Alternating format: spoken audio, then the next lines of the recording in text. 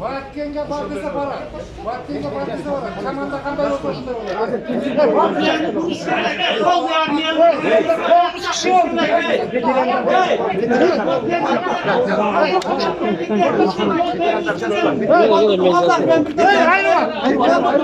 Aynı var.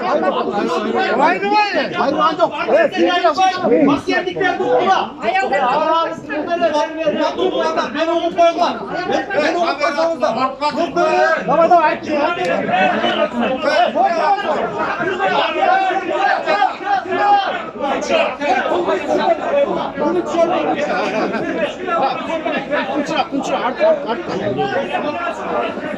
Yapatırsa az bekle.